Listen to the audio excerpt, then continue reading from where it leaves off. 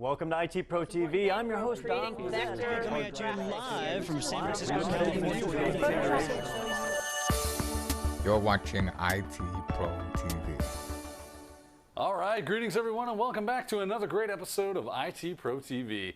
I'm your host Daniel Lowry, and in today's episode it's more in our A+ series. We're actually continuing our conversation on common problems with hard drives and RAID arrays, and joining us back in the studio to continue that very conversation, our good friend Mr. Wes Bryan. Wes, how's it going today, man? Man, it is going great. Good to be here. I am just so psyched that we survived the first episode because we were playing with electricity, right? So great to be here. That's right. We're going to move along in our troubleshooting hard drives as well as communicating a little bit more on things like RAID arrays. I know that's in the title, guys. I swear it is coming up. But as we go through this list, we also have to check out some of the individual hard drives as well. All right, so moving on the list that we have here, we're going to talk about failure to boot, and I'm going to go ahead and do a couple of these in the same demonstration because they can manifest themselves in a lot of ways. Now, failure to boot, right? Well, failure to boot quite literally could be some of the things that we've talked about, read-write failures, right? One of the things you have to do is the operating system is located on that hard drive, right? And it's going to be pulled off of the hard drive. It's going to be thrown into the volatile memory source that is RAM, right? And then from there, it bootstraps the hardware, starts to take over the control of the hardware, right? And then we get, hopefully, the ability to log into the machine and start using the computer. All right, well, if read-write failures happen, right, well, that's going to happen. If you hear that click of death, right, that loud clicking noise, well, that's also going to cause a failure to boot the operating system.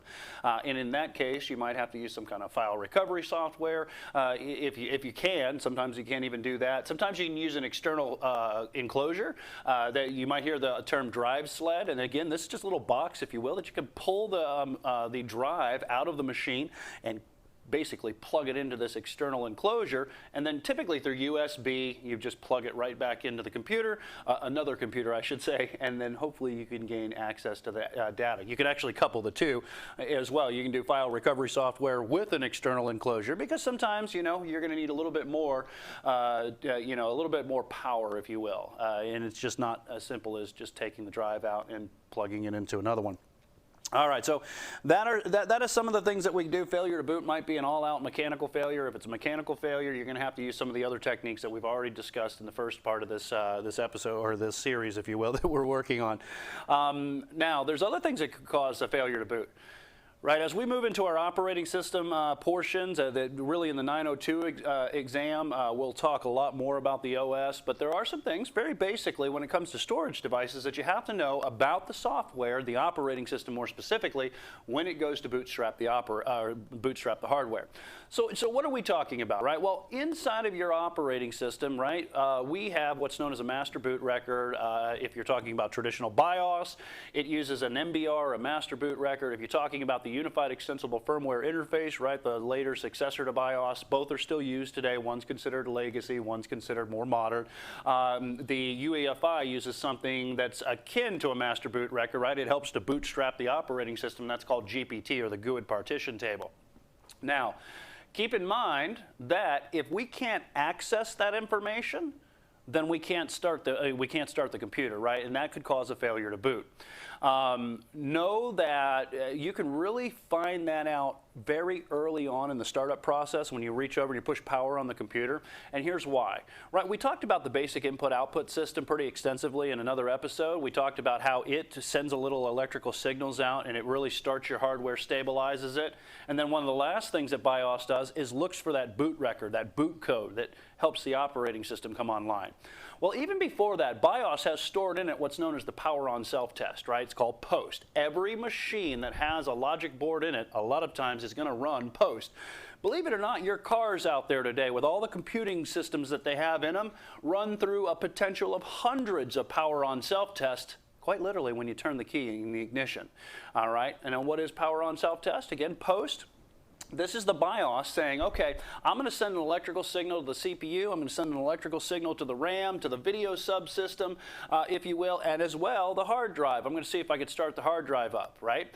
And if it receives a signal back that says, hey, we're here, it's kind of like a built-in self-diagnostic. Now, one of the last portions that happens in that post process, and it's the BIOS as well, is that it looks and tries to read that boot code. That boot code is loaded into memory, and it's what allows BIOS to transfer control of the hardware over to the operating system. And ladies and gentlemen out there, I don't care if you're running a Windows machine, I don't care if you're running a Unix machine, a Linux machine, a Mac. Every one of those systems is going to go through a power-on self-test. Now, if it can't find that boot record, what happens? Fails to bootstrap the operating system doesn't allow you to log in, and a lot of times you'll have what's known as a post error that'll happen in a little low resolution on the screen, and it might say failure to boot. The other thing that might happen is it might say OS not found. Now there's a couple of things that the OS might not found might happen, and let me tell you why. Because inside of your BIOS you have what's known as a boot sequence, all right, and the boot sequence says where does the BIOS look for that boot code. And there's a few different locations that it can actually find that boot code. One of the locations it can find it is the hard drive. Now, I want you to understand, in the boot sequence, a lot of times, not all the times, you have to pay attention to your BIOS and how it's configured, or UEFI. I'll use them interchangeably because essentially they're firmware starting hardware. What happens is the hard drive is set last. All right, and there's a good reason for that, right? If I need to run some kind of recovery software, file recovery software, let's say we work for the United States government, or maybe you're over there in Europe, right, and you have some data standards that you need to follow, right, and we need to make sure that we securely erase information, right? Well, if we're always booting to the hard drive, then we don't get a chance to run that software prior to the operating system coming online. So what do? Right? We look for the boot code typically in places like the optical drive, right? It allows me to install my operating system. Could be a USB drive that we've made bootable, and we've actually got some boot code in there, and there's an operating system, or at least an operating system installer. We plug it into the computer in the USB port, and we tell it, hey, BIOS, go ahead and look there. All right, so those are a couple of locations. The other real cool location is a network adapter. Believe it or not, your network adapter has a small bit of firmware in it that can load a very slimline, highly optimized portion of the TCP/IP protocol stack, and it can call out to the network and say, hey, you got an operating system out there? I could really use one. Standard clients do this when we're trying to deploy operating systems to multiple machines rather than going computer to computer to computer installing optical disks, right, or USB drives. The other thing that can happen is thin clients do this as well, right? We talked about in another episode the custom PCs types. Thin clients a lot of times don't even have their operating system installed locally. Right, what they do is they call out to the network and they say, hey, anybody out there got an operating system? Because you know what, I'm not going to run if you don't give me one. And a lot of times there's a server out there that over the network downloads a small, highly optimized operating system that's stored in RAM. All right, so those are the locations that we can find in the boot sequence. And then if the master boot record, or the unified GPT as it's called, the GUID partition table is what UEFI uses. If it doesn't find that, it halts the system. We get an operating system not found, failure to boot as well, okay? Now, what if it's corruption? Well, if it's corruption, that's also going to cause a problem, and it's going to fail to boot the operating system, and again, we don't get to log into the computer. That's a problem. But one of the great things is, I guess it's not a great thing if it's corrupted, but one of the things is you're not completely out of the water yet. You do have the ability to run some kind of utilities that can help you rebuild this, right? I believe there's utilities that can rebuild your boot record inside of a Windows operating system. I believe, I know Dan here absolutely loves Linux. I believe there's utilities that can help you rebuild the grub bootloader, which is what Linux is using, if you will. I'm not sure exactly about Mac. I'll defer you guys to our Mac shows on that one, and Don Fazette, one of our Mac gurus around here. But again, you do have the ability to go into some kind of what's known as a recovery environment, right? Now, you might be able to do this inside of the operating system, but keep in mind, if you're already in the operating system, we don't get the failure to boot, and your operating system was found. All right, so I'm going to do this from a Windows 10 or a Windows perspective in general. And you know, Dan, let me go ahead and let me kind of make it clear here. When I say I got a Windows machine, more specifically, I got what's known as the Windows recovery environment, right? Because if we can't boot the operating system, we need a way that we can actually try to fix some stuff. Well, Windows has what's known as a pre-installation environment. And what we mean by that is the fact that it's actually sitting inside of RAM, and it really isn't running from the hard drive because, again, we don't have access to the master boot record, right? You'll see this in things like Linux Live CDs as well. The ability to test the operating system and run it from RAM without actually installing it. So a lot of good technology out there. In fact, I've actually used a Linux Live CD to repair a Windows machine too, so that's kind of funny too. So if we go ahead and we continue into the recovery environment, you can see that we have, well, the troubleshoot option, and that's what we want to see, right? Couple of different things we could do. Reset the PC. I don't want to do that. But what I'm really worried about or focused on is the advanced options here. And if I select advanced options, notice we get a couple of different things that we can do, right? You can see system restore here, and we'll talk about all of these goodies here. I could do a startup repair, and that would try to automate the process for me, and sometimes it does fix the problem. So I do want you to know that if you can't boot the operating system or the operating system isn't found, this can run through an automated process, and it can try to get you back into the operating system. I like automation. Oh, definitely. Yeah, it makes it a lot easier. Now, there's other things that we can do too, right? We can go into some startup settings, and again, keep in mind this one might not work either because we're failing to start the machine anyways. This is where you can get into something known as safe mode. But what I want to see is I want to see this command prompt. And when I run this command prompt, understand that it's going to run it from the administrative level. And what's going to go is it's going to kind of reboot the system, and it's going to prompt me, if you will, with an admin password. It's going to say, okay, well, we got to, when we restart this, what's going to actually happen, and we can bring up my machine here, you can see that it's actually preparing the command prompt. It has to do this at the administrative level. All right, the way I enter the recovery environment, I cannot run this as a standard user. All right, so that's a problem, right? So you have to be an administrator, and that's kind of why it did this little restart on me here. And I apologize ahead of time for the little matted lines. We're running in what's known as VGA mode. No drivers are loaded at this time, so it's not going to give you the nice crisp resolution. Giving you a simple environment to work with. That's right, a very minimalistic, great way to put it. So I'm going to go ahead and I'll choose the admin. All right, I'm not too creative with my names here, and I can remember that admin, chances are, is an admin. And I also do apologize ahead of time, because usually what we like to do here in our shows is make this so this is not satellite view, and you guys can actually see what's going on here. So again, I kind of apologize ahead of time, because it's just very minimalistic and very low resolution. And we'll go ahead and change this around, and we'll kind of maximize it. Let me do a CD / and give us a little bit more real estate. We kind of look at what's going on here. Now, inside of your machines, and I will tell you on the exam, they call out one that is known as boot rec, right? This is the boot recovery utility, and if we fail to boot, that might be something that we have to do, and we might have to rebuild the master boot record. So if you're not sure what these commands are, just remember type boot rec, and we can kind of zoom in on that. Type boot rec here, if you will, and then also remember to type the /?, and when you run this, you'll get a lot of output, and it tells you some of the things that you can do. Like, for instance, fix MBR, right? It tells you right there. I wonder what that does. Yeah, right. And if we don't know, well, that's great. We can scroll through, and you can see it basically rewrites the master boot record to the system partition. Now, what if the system partition, again, a container that, well, contains the master boot record, is corrupt? Well, the great thing is that's where we get the other option, right? That's fix boot. Fix boot, notice it says writes a new boot sector to the system partition. So if that system partition itself, the container that the MBR is held in, gets corrupt, well, we've got an option, right? Now, there's another thing that we can do here that I want to mention real quick as well, and that's called rebuild the BCD. See, in the earlier XP days, you'd use a file to tell the BIOS how to bootstrap the operating system. It was called boot.ini. Well, to come into compliance with the Unified Extensible Firmware Interface, they kind of, and this goes all the way back to the days of Vista, they kind of had to rebuild their architecture to fall in line with that UEFI standard. So now what we use is something known as the boot configuration data store, and it basically tells the operating system where the operating system is, how to bootstrap it, which is the main operating system, because you could have more than one on your hard drive. It's not as common today with things like virtualization, but what this does is it scans all the disks, and it will rewrite. It says boot configuration store, something known as the BCD. So you have the ability to run that. That's what's called out on the exam, the boot rec utility. I do want to take a second and let you know that, hey, not only can we rebuild the BCD, but they also have something known as what's known as BCD edit.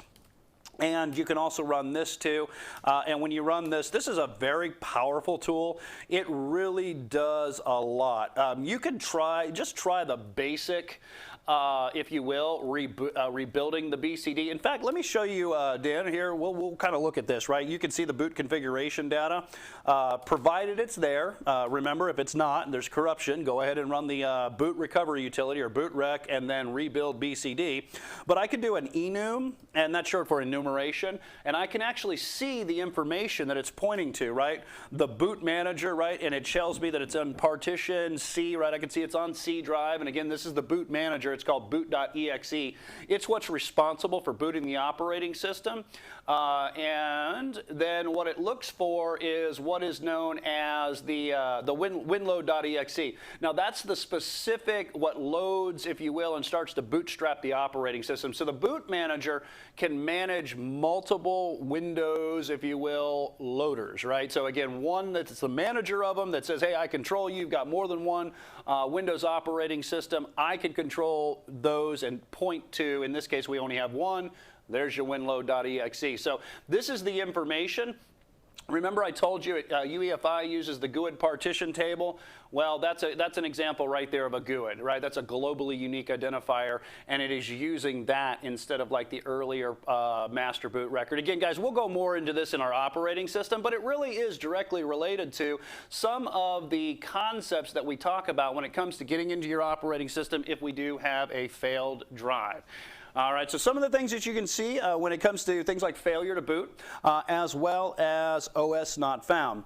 Now, there are a couple other things that they call out too. They call out something known as drive not recognized. And when we talk about drive not recognized, this could be a couple of things, all right? And one of the things that it could be is the fact that we have one of those read-write failures, right? We have one of the hard drives that's had a head crash, right? We had in our chat room here earlier when we took our last break between the episodes, one of our members said, he's actually seen where the head crashed, and it was so devastating that it peeled off the magnetic layer on the outside of the platters, revealing the aluminum that was underneath it. So again, it could be catastrophic and you might not come back from it, right?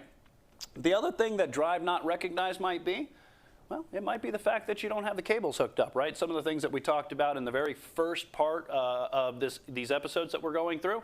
But let's go ahead, and one of the things that we're going to do is we're going to demonstrate when a drive isn't recognized and some of the things that you can check in order to not only diagnose it, but also kind of the visual inspections that you can do within the system unit to try to remedy this problem. Now, we're going to go ahead, and what we have to do is kind of use the magic of TV here, and when we come back, what we're going to look at is not only the BIOS information a little bit, but we're also going to do a visual inspection on the machine and kind of do a little bit of show and tell here rather than just all of this speaking so that you guys can see what some of the hands-on stuff will look like. All right, Dan, so we got this thing open. We got the guts of the computer where we can see it. Now, on the motherboard, the first thing you'll notice is right here down in this area. I know it's kind of hard to see, so if I'll shine a light down there, and you can kind of see where the data cables are, right? The data cables connect, and that's one of the things that when we talk about, like, for instance, drive not recognized or OS not found, remember, we've got to make sure that those SATA cables are connected. And you can see that as this snakes around, it comes back to the hard drive itself, and you can see that we've got the data cable here, and I know that little tab makes it easy to take off, but there's your 7-pin data cable, and we also have to make sure that we have our 15-pin power connector. Now, if we look at the overview, a wider shot of this, you can see that the power supply, basically, you can see that snakes back up here and goes into the back of the power supply as well. So those are your basic connections, and if any one of those isn't connected, you might have a series of the problems that we've been mentioning. Now, what we want to do is we want to kind of do something a little bit cooler than this, and we want to kind of show you something that you would really see if one of these drives failed. So what we're going to do is we're going to actually take this drive, and we'll go ahead and we'll connect the data cable itself, right? And I'm going to go ahead and I'll connect the 15-pin power connector here. Make sure I get that in the right place. I love these blade connectors. It makes it a lot easier. And we're going to set that right here. And I also have, if I can get these cables out of the way, I've got 4 more of the serial ATA connectors here. And what we'll do is we'll go ahead and we're going to connect the serial ATA connector here. So now that this hard drive, again, this is the one that had the head crash, it's failed. We know that we've got it connected to the motherboard. I know that I've got power and the data cable. And what we want to do is we're going to go ahead and start this computer up, and then we're going to boot into the BIOS and see if it'll run some kind of diagnosis, right, or diagnostic on it, if you know, or if it'll see it all, so you can kind of get a visual of what a true failure on a hard drive would look like. Some of the things that you can do to diagnose it, and really what the BIOS will see. So we're going to go ahead, we're going to put this machine back together so we don't have one that's completely open here, and when we come back, we'll be looking at a BIOS screen. All right, so let's go ahead. We're going to get into the BIOS. Dan, if you would do the honors here, go ahead and press power on that computer here, and let's see what it is that we would look at. So here's our screen, and I'm hitting F12 on this one to boot into the one-time menu.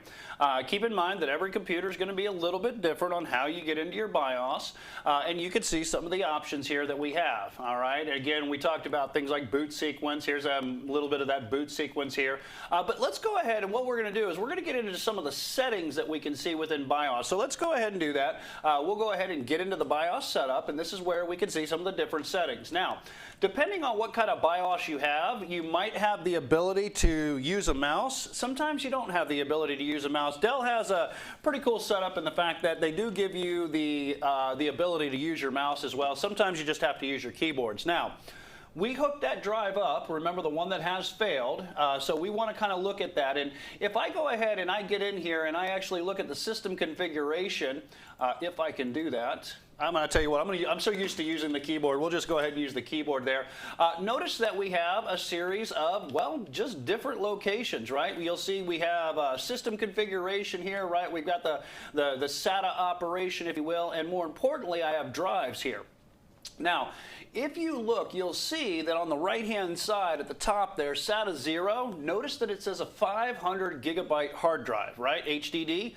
Notice that the second one says, well, that's our optical drive. Those were the two that we seen plugged in before I even plugged in that third hard drive. Dan, notice what we don't see in 2 or 3. We don't see our new drive that we plugged in. Right, so it says none, and that's a telltale sign that something's wrong with the hard drive, right? When it says drive not, it isn't recognized, it says none. Now, it's plugged into the board. You guys have heard already, it's one of those drives that I held up to the microphone, right? You could hear it kind of screeching, or the other one that was clicking. Notice how the drive isn't recognized inside of BIOS, right? That is, again, a telltale sign that there is something wrong with the drive itself.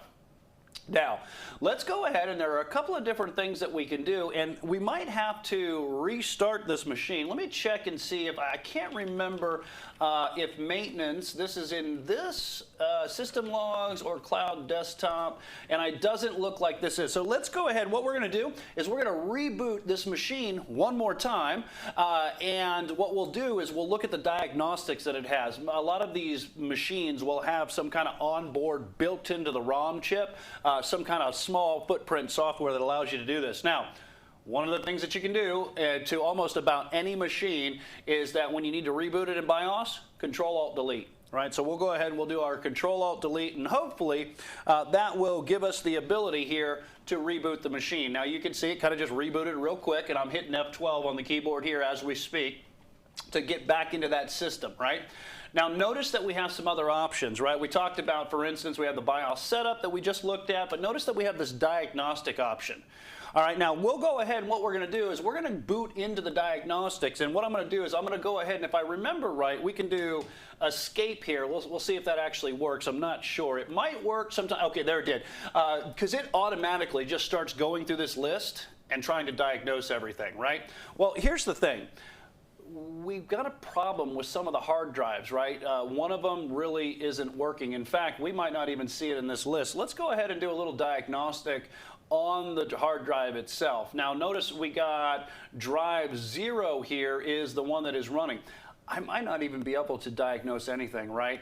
As this goes through, it might give me some kind of warning that says, hey, I checked the cables look good, everything looks fine. Let's go ahead and let's run through the hard drive itself and see if we can access a drive. Now, I will tell you, sometimes this might not work, right? You might find that I can't gain access to that drive at all.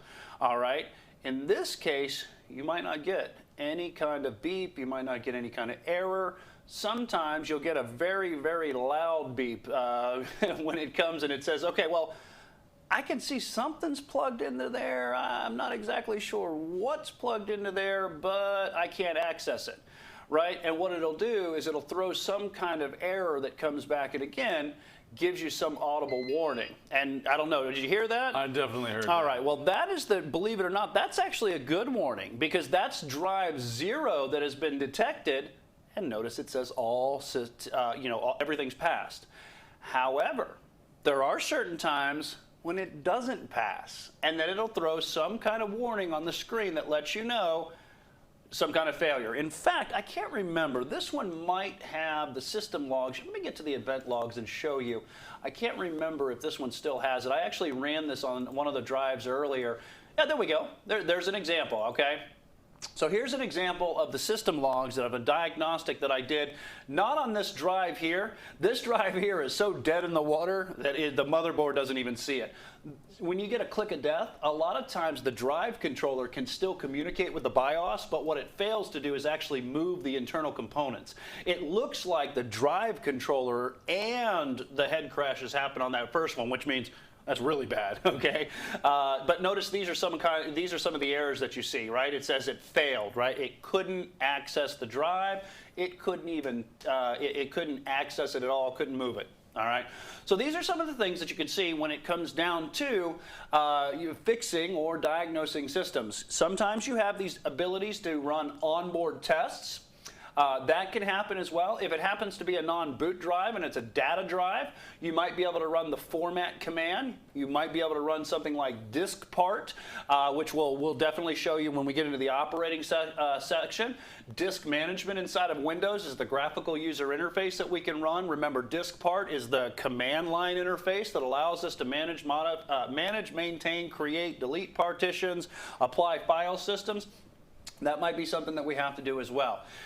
Now, we've shown you a few different things, ways that you can diagnose this too. The other thing that you might be able to do as well is do a smart operation. In fact, let me go ahead and I'm going to reboot the BIOS here, and if we could check that out, let's go ahead. I'm going to reboot this, and I don't know if the control, oh, it did work on that. Usually Control-Alt-Delete will work. Let me get back into the BIOS setup because I do want to mention the smart operation. It is in the list, and it really does come down to the fact that you need to make sure that it is turned on, and if we do, let's see here, I believe that's under just basic system configuration, and there we go, smart reporting, all right? Smart here is the self-monitoring, analysis, and reporting technology, and it's built into the hard drives, and it's actually it can be part of the BIOS and the drive controller. I will tell you that many people have a love-hate relationship with this software and the fact that they love to hate it, and that's because it can be inconsistent, and it's not really the smart operation that's inconsistent, it's the fact that it's giving inconsistent errors. Sometimes it works, sometimes it doesn't. The other thing that's that can be a little difficult about Smart isn't really built for the average end user or even sometimes the average tech. A lot of time, Smart comes down to the fact that that's more for the drive manufacturers themselves because the output that a smart operation or smart error provides sometimes is so difficult to understand even what's going on that you can't even interpret the information. Sometimes you have software, right, that you can see and it can interpret that information. It can load the smart error into the software, gives you a nice little graphical user interface that you can kind of diagnose what the problem might be. Keep in mind that if your drives are under warranty, you might be able to return them, all right? The main thing to keep in mind, though, is that if you have the chance, all right, and you really don't have an excuse, if you are under normal operations, you should be running backups, right? Because these problems will manifest themselves. Understand it's not a matter of if a component's going to fail, it's a matter of when. Right, there's a certain lifetime. They call it mean time between failure, I believe it is, MTTF, and it just says how many operations are we going to get, right? Read-write operations are we going to get within this drive or this storage device before it finally fails. So again, keep in mind, it's not a matter of if it's going to fail. It's a matter of when it's going to fail. Your drives, believe it or not, are failing on a daily basis. but they have software, they have logic built into them that allows the drive controller to kind of do on-the-fly diagnostics and repair itself, or move, if you will, information around failed sectors within the drive, and you're not even aware of it. Right? When we use some of these utilities that we have, we're forcing it to do it. We're telling it, do that now, right? But believe it or not, it's doing it on a daily basis, because again, it's a magnetic mechanical device that is constantly failing, overall in its overall life cycle. The problem is some of the failures get so great that we do need these third-party software or software that's built into the operating system in order to fix or diagnose these problems, or both. All right, backups, run your backups. That is important. Now, we do have a few more things that we kind of want to round off. We still want to look at RAID. We've been talking this whole entire time, and in the title is RAID arrays, and we haven't talked about those yet. But Dan's over here telling me that we might have to save that one for a third part, right? I don't think we have quite enough time to get into RAID diagnostics, but that's no problem. We'll make a part 3. So definitely join us for that one. But like Wes was alluding to, we are out of time for this episode. So signing off for IT Pro TV, I've been your host, Daniel Lowry. And I'm Wes Bryan. We'll see you next time.